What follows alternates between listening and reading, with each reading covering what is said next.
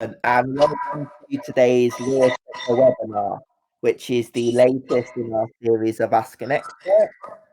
My name's Tom Lees, Key Relationship Manager at Lawyer Tracker, and I'm delighted to be joined by Rob Hailstone this morning, founder of the BLG Group. Morning, Rob. Morning, Tom. Morning, everybody out there in lockdown land.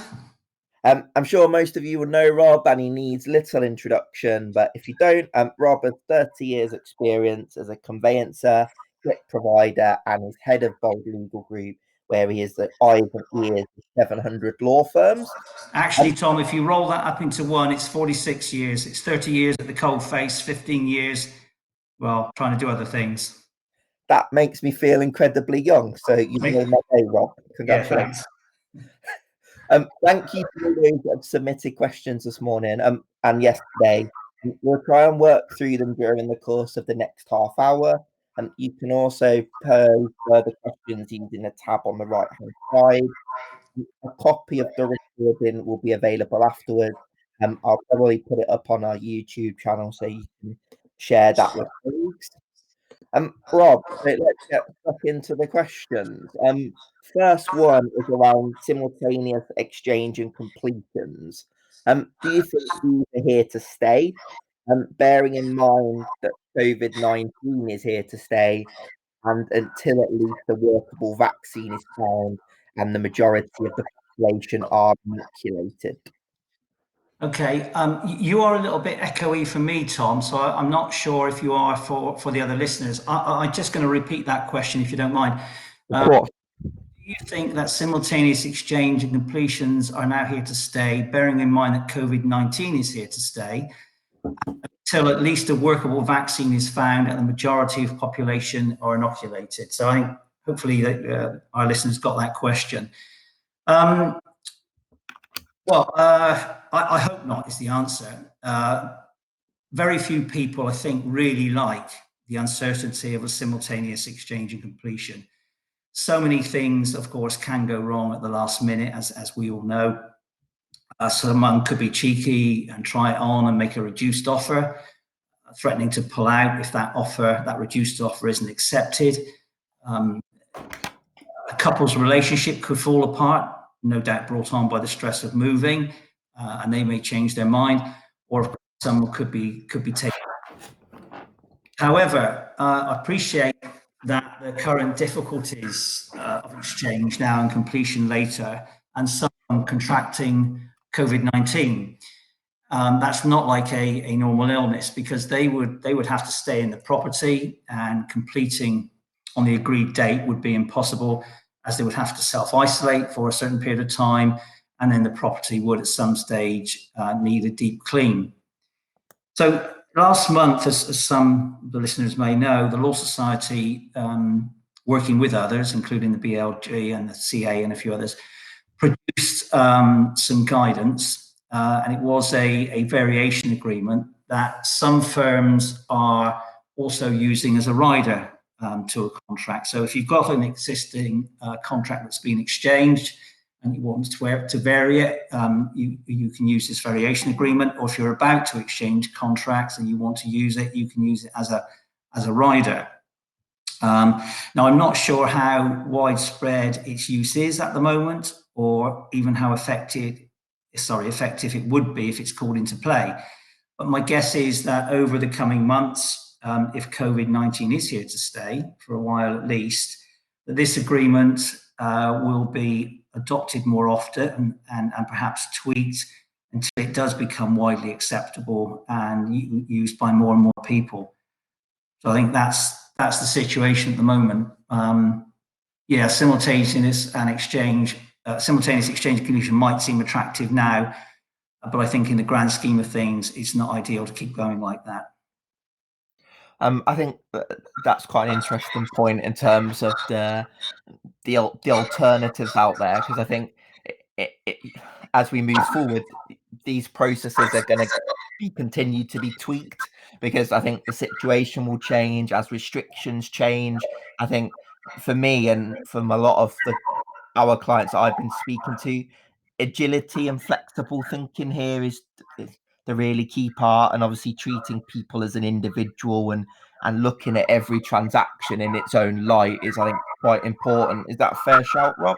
Yeah, I think so. And when we first went into lockdown, understandably, hundreds, if not thousands, of law firms were looking at their own individual transactions and saying, what can we do? Because of law firms started drafting their own clauses to use in contracts, some of which were, really good, some maybe not so good. But the problem there is, of course, you really need, if possible, a very similar, if not identical, clause in all of the contracts in the same chain. Otherwise, they just don't piece together properly. So if we can end up with one or two or maybe three differing agreements or clauses, that would be the ideal way forward. But I think we're going to need more guidance from, the Law Society and some of the other groups, as you say, Tom. excuse me, as and when we know what's going to happen over the coming weeks and months. Just touching on that, if I can, obviously we all probably sat down and had our cup of tea or glass of wine when Boris popped up on our TV screens on Sunday. And then hopefully we've all had a chance to look at the 50, 60 page document that came out yesterday. A quick read from my point of view, nothing much has changed for the property industry, for agents or surveyors or conveyancers. I think it's the same as it was since we've been in lockdown, unfortunately. But I have been told, and I think you've been told, that it's highly likely that some more detailed guidance will come out this week for different industry sectors, including, hopefully, but including property. So if we've got some more detailed guidance, we will then be able to see how quickly we can move forward and move on from this, and hopefully start beginning to earn a living again. Yeah, I think I read somewhere this morning that somewhere near the back end of the week that will hopefully come out. So fingers crossed we can move from this limbo state which everybody seems to be in at the moment. Well, we do have the Home Buying and Selling Group. We do have a pretty good couple of contacts at the minute, MHCLG, and we will keep pestering them as much as we can to get that guidance. Not that the civil servants have any real say in what this says or when it comes out, but at least we will know first off when it does come out, and we'll put it out there. So moving slightly away from COVID, Rob, this question come in as more of, I suppose, a general question around the conveyancing process. What do you think is the ideal time between agreeing a sale and exchange of contracts in a perfect world? This needs to reflect the interest of the consumers as much as the professionals. Yeah, I think this is probably more a common sense question than anything else. So not quite sure why you're asking me, but I'll give it a go. I think the main issue here is about the uncertainty until exchange takes place. And as I said, whilst I haven't carried out any coalface conveyancing for about 15 years now, when I did for nearly 30 years from the mid-70s, most of my clients, from memory, were urging me to exchange as soon as possible. They wanted that commitment. They wanted to know that little Johnny could be booked into a certain school, or that dad could accept the great job offer that meant moving to a new location. However, I appreciate that, different people, different families have different agendas and timescales, and a very quick exchange might not suit everyone. And I would have thought that if the time, say, from offer to completion was reduced drastically to, say, on average 30 working days, so about 6-7 weeks, and exchange took place again on average about 10 working days into the transactions, 10 working days after the offer has been accepted, that would give enough certainty early on for most people, but still allow time for people to organise their removals, etc. And I discussed this with my wife, with Lynn, earlier. She would start packing boxes the moment the offer was accepted, and we'd all be living out on tea chests for a few weeks, but not everybody is that quick. So I would have said 10 working days to exchange, ideally, maybe 30 working days to completion, which would be great for everybody in the industry, because of course we all get paid on, or you all get paid on on completion at the moment. So the sooner the better, especially now. And I think the commercial element of that is a really good point.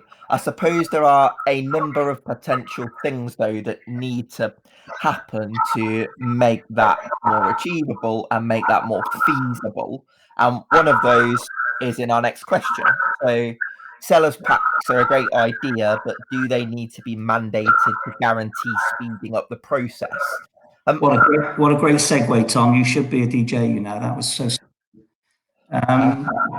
Well, sellers packs are, as most people know, very close to my heart because I set up a home information pack business. What was that, about 12 years ago with Oye Straker, and we were trying to produce not just the pack that the government suggested, which didn't contain much information, but an exchange as close to an exchange-ready pack as you could get by engaging with the conveyancer earlier on. So ideally, yes, they should be mandated, but I think there's more chance of me winning Britain's Got Talent by singing and dancing than the government mandating HIPs or something like HIPs ever again. They got burnt once, they're not going to do it again, I don't think. I appreciate that if you have a chain of 6 transactions and only 3 use sellers packs, and as we all know, the chain will only move at the speed of the slowest link. So to me, the most logical and easiest way to speed up and make less stressful the home buying selling process is for the seller to instruct their conveyancer when marketing their property. There's so much work that can take place that takes time that can be done whilst the property is on the market. And it doesn't have to cost a lot. For example, take instructions, carry out ID checks, AML checks, obtain the office copies and the file plan, maybe get the TA6 completed. You can go further if you want to, you can call it a day there, but surely doing something in that dead time, well, certainly the legally dead time, whilst the property is being marketed, has to be better than doing nothing at all. I mean, at the moment, you know, there are thousands of conveyancing firms and estate agency firms all suffering severe financial hardship due to this current situation, due to lockdown. When the property market opens up again properly, it could be another 4 to 6 months before some cash comes in. Taking a month or 2 months off of that transaction time could be a lifesaver for many, many firms. So I would say, talk to your estate agent contacts now and your other contacts if you can. Get yourself instructed when a property is marketed and crack on doing something. In addition, and just a little add on to this, something cropped up yesterday, but in addition to the weekly bulletins that we send out, we now have our own online forum with over 200 subscribers, and questions are being asked and answered every day, even on weekends. It's absolutely flying, which has surprised me, which is great. But the following statement was posted yesterday by a BLG member, and I thought it was particularly interesting and relates to this question slightly. So they said, we do very little no sale, no fee work. We've been asking clients to pay part of our fees if they want us to progress transactions in the lockdown, where our priority has really been getting more advanced deals to exchange and completion as soon as possible so we can bill. So all about survival. We have met with very little resistance to this. I think going forward on a purchase, for example, we will ask for search fees, circa 350, plus 1/2 of the fees plus VAT on account, and then do an interim bill to send to the client with the contract to sign just prior to exchange. So get themselves paid just half at least just before exchange. I don't see why we should do work and not get paid anything for 2 to 3 months. Our average fee, where there is a mortgage, is circa 900 to 1,000, and I'm looking to try to get this closer to 1,200 plus VAT. So they're also going to put their fees up. So interim billing, put the fees up. So my advice is now start beginning to get instructed when the property is marketed and create some kind of seller's pack, and also interim bill. That's 2 things that I believe will improve your cash flow, which could in some cases mean survival or not. Just jumping back on the seller's pack, Rob, in my own experience, having run something called Sale Ready in the firm that I used to work at. The absolute key to getting it to work is getting the engagement of the estate agent. And I think they are the critical part of that. In that, if you've got an estate agent that buys into that concept and you've got a relationship with them, they are the fundamental part in that happening. That obviously puts a lot of reliance on the estate agent. Is that the key to making that work? In your opinion? Because it does seem heavily reliant on them and you building a relationship with the agent to really get that off the ground.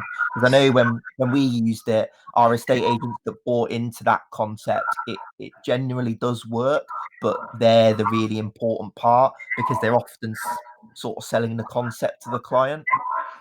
Yeah, obviously the agent is still key in all this. They are normally the first foot through the door as far as new instructions are concerned and recommendations. I think if I was in private practice now and I had lots of good estate agent contacts when I was, I'd be contacting them all now saying, look, guys, you're in the same boat as us.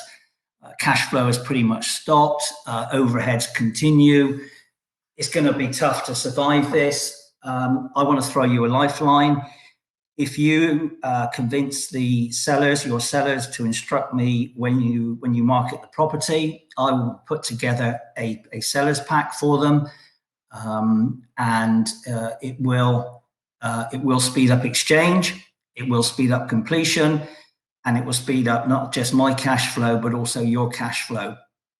And their overheads are the same, if not greater in many cases than law firms. And if they can't see that as common sense, I'd be very surprised. And the few agents I have spoken to, who I don't deal with on a conveyancing basis anymore, have said exactly the same thing. Anything we can do to bring transaction times down over the next 6 to 8 months would be welcome. So for once, at the legal profession, let's be proactive. Let's go out there and say to the agents, hey guys, we can help you, rather than then come to us and say, we want you to do this for us or we're not going to instruct you. Let's swing the balance of power slightly. Yeah, get on the front foot, I think, is the Absolutely. key It's an opportunity we've got, I think, to impress them. If you want to impress them, not everybody does. And if you impress them and continue to impress them, you're going to keep getting more work in. It really does. It just seems a no-brainer to me. Pick up the phone. You can't walk around to their offices at the moment. I understand that. Pick up the phone, speak to them, email them. And when you can go and visit them, go and see them. They don't bite. They're nice people most of the time. Yep, they can be a bit of a pain in the ass, chasing. They've got a living to earn. But they're okay. They're normal people. They've just got a different agenda to us. But let's work with them, not against them. Next question, Rob, moving on. So I would like to ask Rob, when he was in private practice, can he recall the worst thing that happened on the legal completion day, i.e. a matter not completing when it should have, and what the eventual outcome was? Yeah, well, there's one that always springs to mind. There's probably a few, but the most interesting one, I think, hopefully slightly humorous one, I'll tell now. Some of the listeners might have heard it before, so apologies if they have. So going back to, I guess, the late 70s, early 80s, I was working in a law firm in Bristol, high street firm, and the majority of my work was residential conveyancing. But I also did some small debt collecting work. And one of my clients was HFC Bank or HFC Trust. I can't remember what they were called now. I think they've disappeared. So HFC Trust came to see me and said, we've got a debt with Mr. and Mrs. Brown. Can you issue proceedings? Which I did. We got the judgment against Mr. and Mrs. Brown. I think it was less than £500, but significant-ish amount then. But of course, once you've got the judgment, you have to enforce that judgment. Well, by luck, I was acting for, let's say, a Mr. and Mrs. Smith, who were purchasing a property from the very same Mr. and Mrs. Brown. So we'd exchanged contracts. I knew when Mr. and Mrs. Brown, or at least their lawyers, would have some money in their account, i.e. on the day of completion. And I started to rack my brain thinking, how can I get hold of some of that money for my other client, HFC? In fairness, I couldn't quite work it out, so I went to see my boss. In fact, my boss was on holiday. There was a locum in. I'm not sure my boss would have known the answer to this. A guy called John, actually, lovely chap. And he said, he just said one word. He said, garnishee. So I went back to my office, got the books out, looked up what a garnishee order was, and it's an order you can get from the court to enforce a judgment, a debt judgment. So I got the garnishee order, and then completion came about a week or two later. Now, for some reason, I spoke to John again. I decided that I would take half of the completion funds, may have been about 25 grand in total, a bit more, I'm not sure, in cash. So banker's draft, half in cash. I didn't want the firm not to bank the banker's draft or whatever. And I thought once they've got the cash, they've got the cash. So this was about, I suppose, 11 in the morning probably on a Friday. Went over to the bank, got the banker's draft, got the cash, put it in the briefcase. Completion was set for, I think, about 2:30. Back in the day, I was a 20-year-old something. I phoned up my mate who worked in the centre of Bristol and said, "Hey, Glenn, do you fancy a pint lunchtime?" So I met him in the pub lunchtime in the centre of Bristol before the completion, opened up the briefcase, showed him the 12 grand. And he said, "What the hell have you done?" And I explained the situation, and he said, "Great idea." So I went off to the completion firm. I won't mention the firm's name, but College Green, Bristol. Went into the room with the other conveyancer, sat down. She got the title deeds out. Of course, it was unregistered then, so did all the usual checks. Fortunately, she gave me all the deeds and documents, which I then put into my relatively new briefcase that I was very proud of. Put it in the briefcase, twiddled the combination lock, thinking she's never going to get in there, and then said, I'm going to complete now, but I want to give you half by banker's draft and half in cash. Is that okay? She said, "Well, it's unusual, but that's fine," because it was there. And then I said, "And now I'm going to serve this garnishee order on you." And she said, "Oh, no, you can't do that because we're not acting for, we told you this, Rob, we're not acting for the Browns in connection with the debt." And I said, "Well, this isn't being served on you because you're acting for the Browns. This is being served on you because you are now holding money for them that the court can decide where it goes before you part with it." He said, "Well, I'm not accepting it." I said, "Well, I've served it. You don't have to accept it. It's been served." So she got out and said, "Look, I'm sorry, I'm not having this." She walked out of the room and she locked the door. She locked me in. So I sat there for 3 or 4, 5 minutes thinking, okay, this is false imprisonment, but whatever. A few minutes later, the door opens and the senior partner in that particular office came in and sat down. I went through it all with him. He said the same thing. "No, we're not accepting service." And I said, "Well, it's been served. You can't not accept." And he stood up and he turned around. He said, "I'm not having this." And he went out and he shut the door again and locked it. So I was in there for another 5 or 10 minutes. He came back having phoned their litigation partner up in their Kingswood office, and he stormed in. He wasn't a happy guy. Stormed in and said, "You're right. We can't refuse acceptance of the order. I think it's sharp practice, but you can go now." And so I went, and HFC got their money. I think that's quite a nice, light-hearted story in a time of slight difficulty for us all, Rob. I think that's it might be light-hearted, Tom. But it was absolutely true. And at the time, I suppose being 20-something, it was fun. But looking back on it, I suppose it was actually quite stressful as well. I can imagine. So back to serious stuff. Yep. Given that the issue which will cause the longest delay will be clients having to sign and witness documents, even if they do not need to post these, as Mercury signing is now allowed, shouldn't the HMLR guidance have done something to allow ease of witnessing a document or e-signatures? Quite a popular question around private client as well, but also relevant to conveyancing. Yeah, absolutely. And there are lots of discussions going on inside the land registry and even outside of the land registry. They now have a a weekly webinar, a weekly forum with some in the industry, including the Law Society, the Home Buying and Selling Group, myself, and a number of others, including surveyors, etc., all sorts of people. And at the top of their agenda is e-signatures. They've even taken. I've got to be careful what I say, because some of this is Chatham House rules. Let me just think about what I'm going to say. They have taken. I think it's okay to say this. I'll find out soon. But they have taken council's advice, and they are looking at what they can do to introduce e-signatures across the board in the coming weeks or months. I don't think it will be what everybody wants. I certainly don't think it will be, unfortunately, as quickly as everybody wants, but possibly going into the last quarter of this year or the beginning of next year, we may see a different environment where electronic signatures are accepted more widely and more readily. But it's not an easy answer it's not an easy problem for the Land Registry to solve, partly due to the way the law has been for many, many years, and how witnessing takes place and how people have to sign with wet signatures. It's not just HMLR being awkward or pedantic. They do have some really difficult barriers and hurdles to get round and jump over.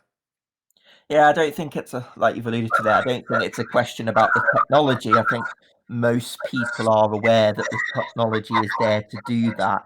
It's more about, I hate using the word, but it's more red tape and background processes that I think are a barrier to that at the moment, isn't it? Absolutely. Of course, the lenders have to be involved in this. That you want to make sure that the lender's happy with an e-signature as well. I suppose ultimately, if the mortgage is registered, they're not too bothered. But I'm sure they've got something to say about the concept and the idea. Again, it's not going to happen overnight, unfortunately. And as we know, there's lots of practical things going on out there at the moment as far as witnessing is concerned. People signing, putting the document down on their front doorstep, somebody approaching from the end of the garden and then signing it themselves, or even witnessing through windows, watching the other party sign and then signing it yourself afterwards. So yeah, people are adapting, but it's not great. But that could be relaxed, of course, once social distancing is relaxed generally. And again, going back to what we were saying 15, 20 minutes ago, hopefully this detailed guidance that we have been, I won't say promised, that's a stretch too far, but indicated it'll be out this week. Hopefully it will contain guidance on how witnessing or how much social interaction there can be between lawyers and their clients, agents and their customers, and people witnessing documents. Given the fact we're a little bit ahead of time, Rob, there's a couple of other questions that have come in that I'll run through. First one is something I've been hearing quite a lot from our clients that seem to be experiencing this. So we are experiencing problems with businesses that have furloughed staff complying with undertakings given on completion. Whilst I appreciate the difficulties that COVID-19 has presented, breach of a professional undertaking to deliver a TR1 on completion is not optional. Is that message around having issues with other businesses that have furloughed staff something that your members have brought up, Rob? Yeah, absolutely. I mean, I as I say, I send out these bulletins now once a week. They go to roughly 700 law firms, 2,000 or 3,000 individual conveyancers. I normally get lots and lots of responses. I'm getting far fewer now. So the message is that the bulletins aren't going to the people they normally would because they've been furloughed. Not everybody is getting the message that's coming from other firms or their employers, perhaps. But the situation is that you've got to be very careful what undertaking you give in this environment. And I think the Law Society has sent some advice out about that. You've got to look at and think about every undertaking you're giving at the moment, even if it's an implied undertaking. You're not actually giving a specific undertaking. So, for example, the code for completion by post contains undertaking. Well, look at it. Make sure that you're going to be able to comply with that when the time comes, because in many cases you might not be able to. Something might change or happen, and as the person who raised the question said, you're going to be in breach of undertaking. It doesn't matter that we're in a COVID-19 situation. A breach of undertaking is a serious offence. And this is a question more from me than anybody else. From a risk perspective, so with my lawyer checker hat on, when COVID-19 first started, we were quite wary about the impact this might have on firms instantly, but I think quite quickly we realised that the greater impact will probably happen when we come out of this. So last week, for example, we saw a fairly large conveyancer go into administration, and we think when we come out of this, we will see more of that happening. So we, for example, started adding credit safe results to our reports just to help the due diligence sort of picture when dealing with another firm on the other side. Do you think we will see many firms drop out and potentially close when we come out of this? Yes. There's no easy way to wrap that up. I saw two of my members close last week, and got some very sad, emotional emails from the people in charge there, explaining what they've had to do and why. And I think, as you've indicated, these are very early days into this situation. The cash flow is definitely going to stay bad for a very long time, unless we do something about that, which I've indicated before. But yes, unfortunately, lots of firms will suffer, and lots of firms will go into administration and close. And I think it would be wise for firms who are dealing with another firm on the other side of a transaction to make sure, as best they can, that firm is still around, or is still going to be around on completion. Keep an eye on the SRA website, because they list the firms that are going into administration or have gone into administration. Use your services, and if you want to and you're not part of the Bold Legal Group, join us as well, because we update you on those things. You've got to have lots of eyes and lots of ears looking out for you, I think, over the coming months. Yeah, I think the old adage of the firm are local to us, we know them, is not going to apply anymore, because you are not going to know what's happening in the background, but you're going to need to know what's happening in the background, especially over the next sort of 2 or 3 months. Within the chat, we've had a couple of questions about viewings. So, given the little guidance from the government, do you think this is enough for estate agents to resume viewings? I think we've sort of covered that in terms of the fact we'll probably know more by the end of the week. Yeah, I think the NAA put something out today or yesterday saying nothing's changed. Don't resume viewings at the moment. So that kind of pretty much answers that, and that pretty much brings us to the end of this morning's session. So really good questions from everybody who's contributed. So thank you very much for sending those in. Hopefully, Rob and I have talked through them in a diligent way. Rob, thank you very much for your time as well. Always a pleasure to chat to you.